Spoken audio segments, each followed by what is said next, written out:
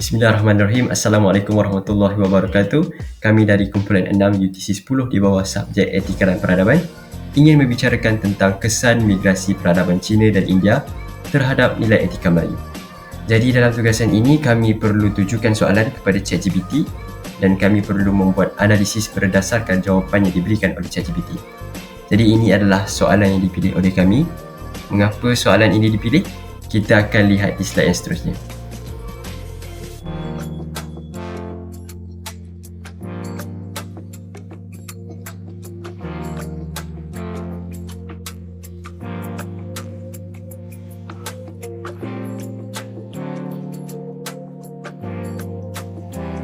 Objektif yang pertama, menyelidiki aspek-aspek peradaban termasuk dari pelbagai sudut kehidupan.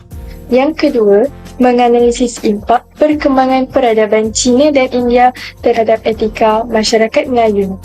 Soalan yang kami tanyakan kepada ChatGPT adalah, adakah migrasi peradaban Cina dan India membuatkan nilai etika Melayu merudum dan rosak?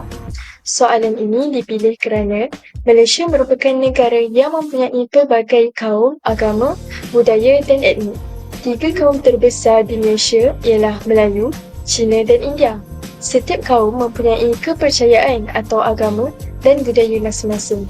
Sebagai contoh, kaum Melayu berpegang kepada agama Islam, India berpegang dengan kepercayaan Hindu, manakala Cina berpegang dengan kepercayaan Buddha.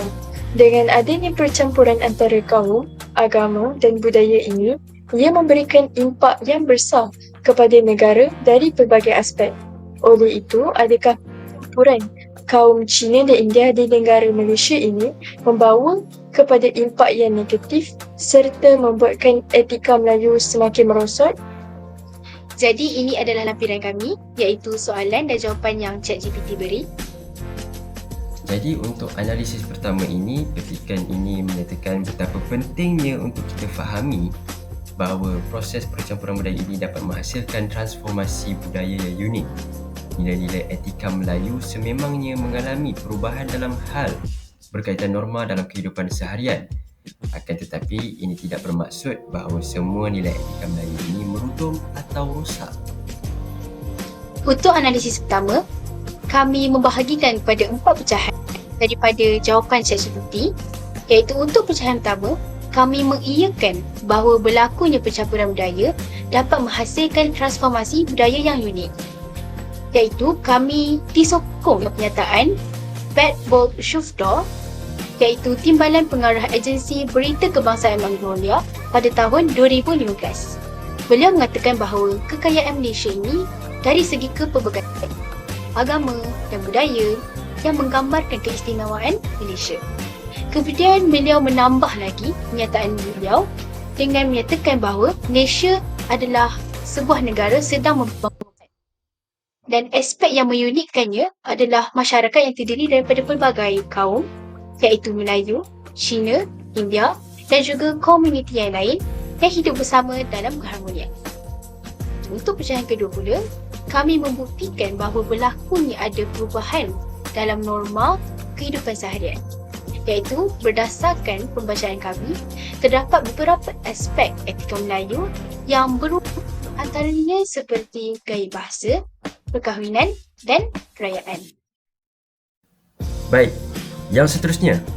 Terdapat artikel yang menunjukkan kesan transformasi dalam norma kehidupan harian. Di sini telah dinyatakan 2 artikel. Yang pertama, satu impak yang paling ketara adalah mengeratkan silaturahim di kalangan individu-individu Melayu. Dan yang kedua, dapat memberi satu dorongan yang besar terhadap pembangunan seni dan kebudayaan Melayu. Dan yang terakhir, perubahan ini telah membuktikan bahawa percampuran budaya ini tidak membuatkan nilai etika Melayu rosak. Hal ini sudah terang lagi bersuluh bahawa percampuran budaya Cina dan India yang diserap ke dalam nilai-nilai etika Melayu ini memberikan impak yang positif terhadap masyarakat Melayu. Jawapan analisis 2. Pemahaman tentang etika adalah subjektif dan tergantung pada perspektif budaya dan nilai masyarakat. Apa yang mungkin dianggap perubahan atau penyesuaian dalam etika oleh satu kelompok masyarakat mungkin dianggap sebagai berkah atau kemajuan oleh kelompok lain. Kami memilih untuk bersetuju dengan jawapan ChatGPT. Aliran relativisme etika berpendapat bahawa nilai-nilai moral bersifat subjektif dan bergantung kepada budaya dan individu. Relativisme adalah satu fahaman yang menganggap bahawa kebenaran itu berbilang-bilang. Mereka juga berpendapat bahawa tiada nilai moral yang tetap, bergantung pada pandangan masing-masing. Pemahaman etika dipengaruhi oleh budaya dan nilai-nilai masyarakat kerana setiap budaya mempunyai nilai unik tersendiri serta membentuk cara pandangan mereka. Adakah itu dianggap baik atau buruk dalam konteks etika mereka? Sifat subjektif dalam pemahaman etika ini membuatkan adanya perbezaan pandangan dalam pelbagai situasi. Cabaran terbesar adalah apabila berlaku percampuran budaya, agama dan nilai etika. Daripada situasi ini, kita dapat lihat bahawa kita dapat memperluaskan lagi sesuatu budaya dan nilai etika dari sesuatu kaum ke kaum yang lain.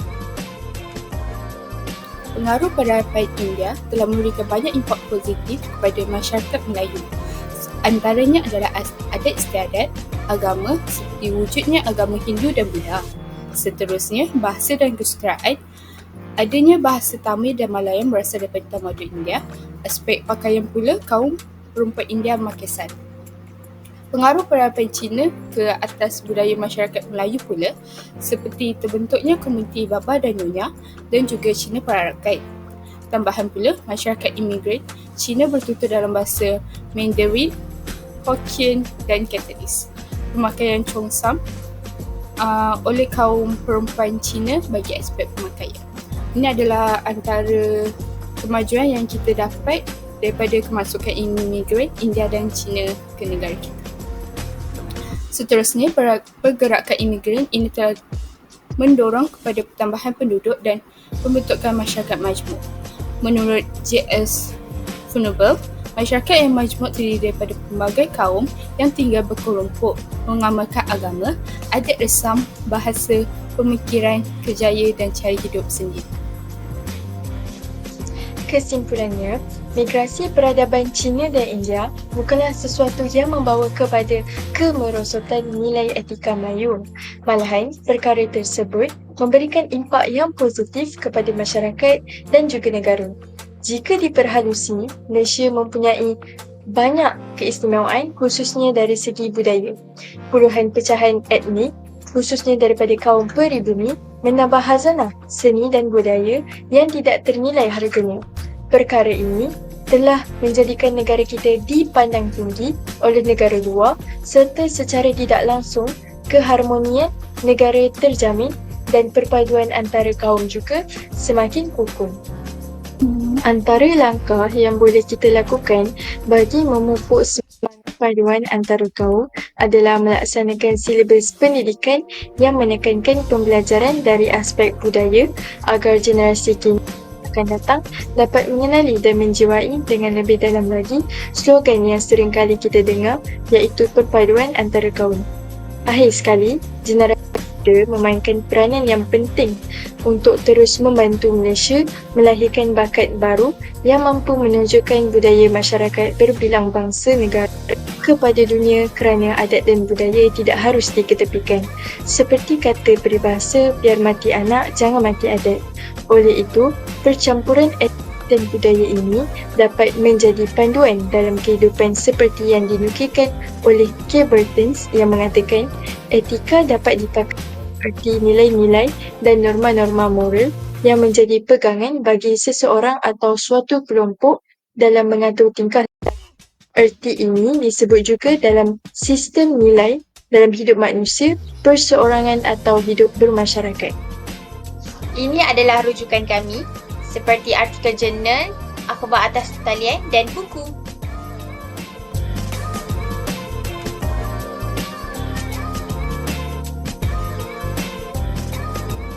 Itu sahaja daripada kami. Sekian, terima kasih.